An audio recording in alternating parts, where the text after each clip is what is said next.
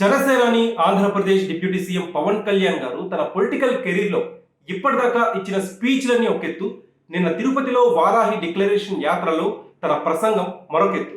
నిజంగా పవన్ కళ్యాణ్ గారి పొలిటికల్ కెరీర్లో ఇది one of the best speech, చిరస్థాయిగా నిలిచిపోయే స్పీచ్ అన్నలో ఎలాంటి అతిశయోక్తి లేదండి. నిజంగా మీరందరూ స్పీచ్ మొత్తం కనుక విని ఉన్నట్టయితే పవన్ కళ్యాణ్ గారు మెన్షన్ చేసిన ప్రతి పాయింట్ కూడా వ్యాలిడ్ పాయింట్. మన సనాతన ధర్మాన్ని మనం ఆరాధించుకుందాం. ఇస్లాం, క్రిస్టియన్, సిక్, బౌద్ధం మరియు అన్ని మతాలని గౌరవిద్దాం. నిన్నటి కంటే ఇవాళ ఈ స్పీచ్ ఇంకా బాగా వైరల్ అవుతుంది. ఎస్పెషల్లీ తమిళనాట మరియు నార్త్ ఇండియాలో పవన్ కళ్యాణ్ గారి స్పీచ్ బాగా వైరల్ అవుతుంది. ఇది ఒక ప్రాపర్ పాన్ ఇండియా స్పీచ్ అండి.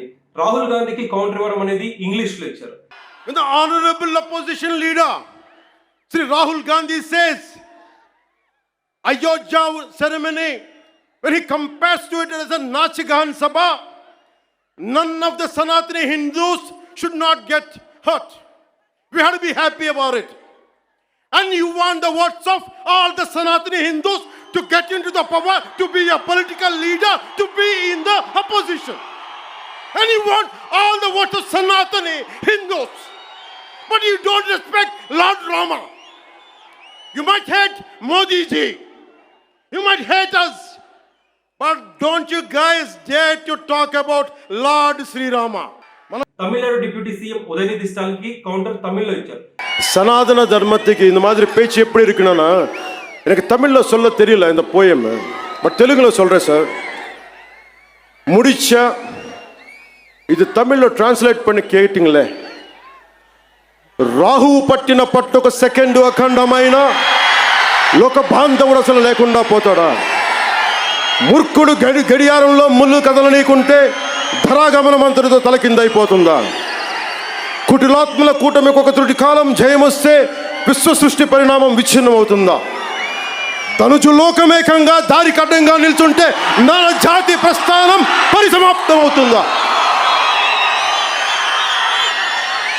புரிஞ்ச சனாதன தர்மத்துக்கு நிக்க போறாங்களா? நிக்க போறது ஆளுங்க எல்லாம் தமிழ்நாடுல, நம்ம தமிழ்நாடுல. இதை டிரான்ஸ்லேட் பண்ணி யாரு சொன்னாங்களோ சனாதன தர்மம் நாசம் பண்ணணும்னு వైరస్ சொல்லி அவருக்கு ఇది ట్రాన్స్లేట్ பண்ணி சொல்லுங்க. సో వాళ్ళకి అర్థమయ్యే విధంగా హార్డ్ హిట్టింగ్ గా Pawan Kalyan to the point చెప్పారు. సీరియస్లీ రైట్ నౌ ఈ స్పీచ్ ఇంత బాగా వైరల్ అవడానికి కారణం పవన్ కళ్యాణ్ ఎంచుకున్న పాయింట్స్, అది ఆయన డెలివర్ చేసిన విధానం, అర్థవంతంగా చెప్పిన విధానం. సనాతన ధర్మం రక్షణ బోర్డు ఏర్పాటు త్వరితగతిన జరగాలి, అది దేశవ్యాప్తంగా అమల్లోకి రావాలి, దానికి నిధులు కేటాయించాలి, ప్రతి మతాన్ని సమానంగా చూసే లౌకిక వాదాన్ని తీసుకురావాలి, ఒక మతాన్ని బాగా గౌరవించి ఇంకొక మతాన్ని కావాలని కించపరిచే వ్యక్తుల్ని తూర్పారబట్టాలి అని చెప్పి పవన్ కళ్యాణ్ పిలుపునిచ్చారు. ఉదయనిధి స్టాలిన్ కి నిజంగా పవన్ కళ్యాణ్ చెమటలు పట్టించే కౌంటర్ ఇచ్చారు. ఉదయనిధి స్టాలిన్ నిజంగా ఇప్పటిదాకా పవన్ కళ్యాణ్ కౌంటర్ కి రెస్పాన్స్ కూడా ఇవ్వలేదంటే వాళ్ళు ఎంత మల్లగుల్లాలు పడుతున్నారో అర్థం చేసుకోవచ్చు. డిఎంకే వాళ్ళు, డిఎంకే పార్టీ నినాదం ఒకటి, జనసేన పార్టీ నినాదం మరొకటి. సో జనసేన పార్టీకి ఖచ్చితంగా కౌంటర్ ఇవ్వాలి అంటే ఎంతో ఆలోచించి ఇవ్వాల్సిన పరిస్థితి ప్రస్తుతం డిఎంకే పార్టీ ఫేస్ చేస్తుంది. పవన్ కళ్యాణ్ కి సోషల్ మీడియా ఉన్న సపోర్ట్ అంతా ఇంత కాదు. డిఎంకే పార్టీ పొరపాటున ఏమన్నా తప్పు మాట్లాడితే ఆ పార్టీకి సోషల్ మీడియాలో జరిగే డ్యామేజ్ కూడా అంతా ఇంత కాదు. సో పవన్ కళ్యాణ్ విషయంలో డిఎంకే పార్టీ ఖచ్చితంగా ఆచితూచే వ్యవహరిస్తుంది. వేరే పార్టీపై విమర్శలు చేసినంత ఈజీగా జనసేన పార్టీపై, పవన్ కళ్యాణ్ పై డిఎంకే విమర్శలు చేస్తుందని చెప్పి నేను అనుకోను. ఎందుకంటే పవన్ కళ్యాణ్ మాట్లాడిన మాటల్లో న్యాయం ఉంది, డిఎంకే మాట్లాడిన మాటల్లో కాస్త అన్యాయం ఉంది. సో ఈ ఒక్క విషయం చాలు డిఎంకే పార్టీ ఆత్మరక్షణలో పడిందని చెప్పుకోవడానికి. సనాతన ధర్మాన్ని నిర్మూలిస్తాను అని చెప్పి హిందూ కల్చర్ని అగౌరవపరిచే విధంగా గతంలో ఉదయనిధి స్టాలిన్ మాట్లాడారు. దానికి పవన్ కళ్యాణ్ ఏమన్నారంటే, నువ్వు దాన్ని నిర్మూలించాలని ట్రై చేస్తే నువ్వు ఎటు కాకుండా పోతావు, మాయమైపోతావు అని చెప్పి పవన్ కళ్యాణ్ ఉదయనిధి స్టాలిన్కి చాలా హార్డ్ హిట్టింగ్ రిప్లై ఇచ్చారు. సో నాకు తెలిసి ఉదయనిధి స్టాలిన్ మళ్ళీ ఈ విషయంలో ఇలా ఈజీ టాక్, లూజ్ టాక్ చేయడని చెప్పి నేను అనుకుంటున్నాను. ఒకవేళ చేస్తే అది డిఎంకే పార్టీకి, ఉదయనిధి స్టాలిన్ కి జరగాల్సినంత డ్యామేజ్ చేస్తుంది. చాలా తమిళ్ యూట్యూబ్ ఛానల్స్ లో చూశాను, కింద కామెంట్స్ లో చూశాను, చాలా మంది తమిళ్ నెటిజన్స్ పవన్ కళ్యాణ్ స్పీచ్ ని మెచ్చుకుంటున్నారు. మీరు కూడా కావాలంటే వెళ్ళి అబ్జర్వ్ చేయండి. ఆ స్పీచ్ కింద ప్రతి ఒక్కరు కూడా బ్రేవ్ స్పీచ్, ఎక్సలెంట్ స్పీచ్, నిజంగా ఇలాంటి స్పీచ్ ఇవ్వాలంటే గట్స్ ఉండాలి, ధైర్యం ఉండాలి అని చెప్పి తమిళ వాళ్ళే మెచ్చుకుంటున్నారు పవన్ కళ్యాణ్ స్పీచ్ ని. So right now Pawan Kalyan ఎంచుకున్న మార్గం ఏదైతే ఉందో అది పూర్తిగా న్యాయబద్ధమైన మార్గం.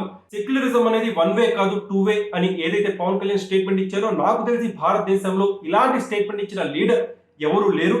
అలాంటి లీడర్ మన సౌత్ ఇండియాలో ఉండడం నిజంగా మనం చేసుకున్న అదృష్టం.